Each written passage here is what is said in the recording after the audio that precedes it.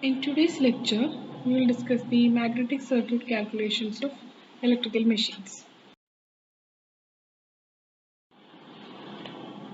The path of magnetic flux is known as magnetic circuit. In the case of rotating electrical machines, the magnetic circuit consists of air gap, stator and rotor core, stator and rotor teeth, pole and yoke. The pole comes only for DC and synchronous machines.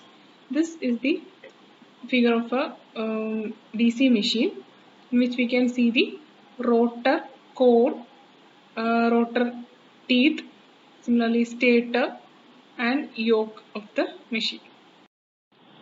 And this is a three-phase induction motor.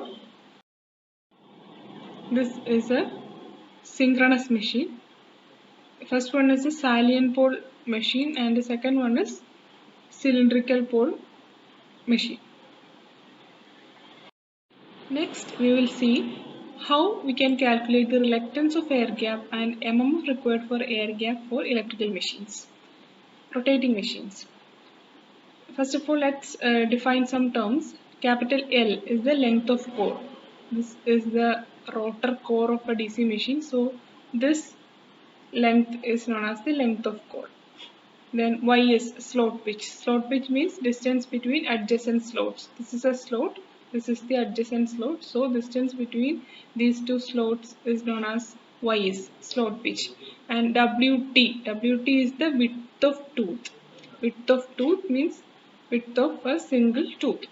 Then LG is the air gap length. Length of air gap. That is the distance between the stator and rotor. This is the air gap length. And W is width of slot. This is one of the slots. So this is the width of slot. Then W0 slot opening, ND number of radial ventilating ducts, WD width of each duct. Before going to the calculation, let's see which are the different types of slots in electrical machines. There are four types: open type, tapered type, semi-closed type and closed type. Open type means the slot is completely open. The slot opening is wide. We can see it is very wide. And second one, tapered type, the slot opening is somewhat tapered as compared to the bottom of the slot. This is a semi-closed type. That means even though the slot is open, the opening is very narrow. So it is a semi-closed type slot. And the fourth one is closed type. That is the slot. There is no slot opening. In such machines, the surface of the armature or that means surface of the stator or rotor will be smooth like this. Now let's consider a smooth surface in which closed slots are used. This is the rotor surface and this is the stator surface. So here we have used closed slots. This is the width of slot and this is the width of teeth. This is YS, that is distance between adjacent slots, slot pitch. And LG is the length of air gap. This is the air gap of the machine. So we have to calculate the reluctance of air gap, that is Sg is equal to L by mu 0 A. L is the length of air gap and A is the area through which the flux is passing. So here area is equal to length of core into slot pitch. Length of core into slot pitch. So Sg is equal to Lg by mu 0 L Ys. That is the reluctance. Let the flux passing through a slot pitch is equal to phi s. Then the flux density in the slot pitch, flux density is equal to phi s by area. It is equal to phi s divided by Lys, where Lys is the area, as we have already seen in the previous equation. Now for the air gap, the flux density is equal to mu 0 into Hg, where Hg is the magnetizing force in the air gap. So Hg is equal to 1 by mu 0 into B, where 1 by mu 0 is equal to 8 into 10 raised to 5 into B. We can use this equation for finding the mmf required in the air gap. So MMF required for air gap is equal to Hg into Lg. So the MMF required for air gap is represented by the notation ATG, where AT for ampere turns and G for air gap. So MMF required for air gap, ATG is equal to 8 into 10 raised to 5 B into Lg. Next, let's consider the machines with slaughter armature. In such machines, the flux distribution will not be uniform. So this is a slotted armature and the other surface is considered to be smooth.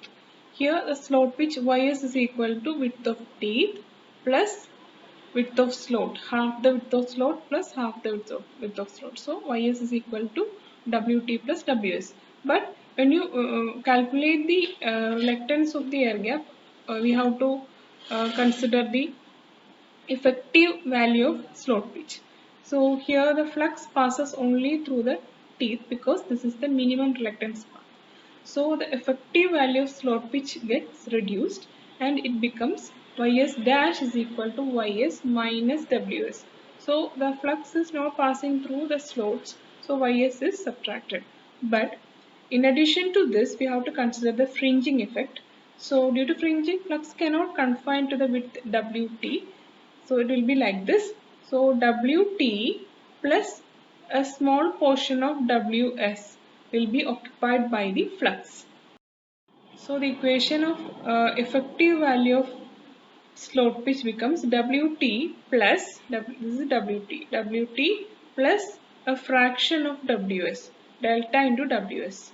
So we are rearranging this equation for our convenience, and for simplification we are writing like this. So Ys minus 1 minus delta into Ws. Ys means Wt plus Ws minus 1 minus delta into W. So this term 1 minus delta is defined as KCS, where KCS is known as the Carter's coefficient for slots. Another expression for finding KCS is 1 by 1 plus 5 Lg divided by W0.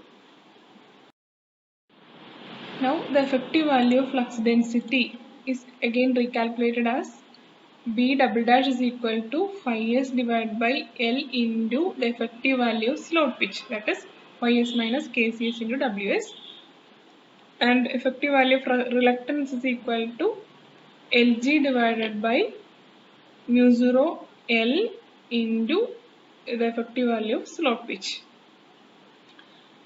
Now we are defining another term, that is the ratio of reluctance of air gap of slotted armature to the reluctance of air gap of smooth armature be KGS, or gap contraction factor for slots. S indicates slots and Kg means gap contraction factor.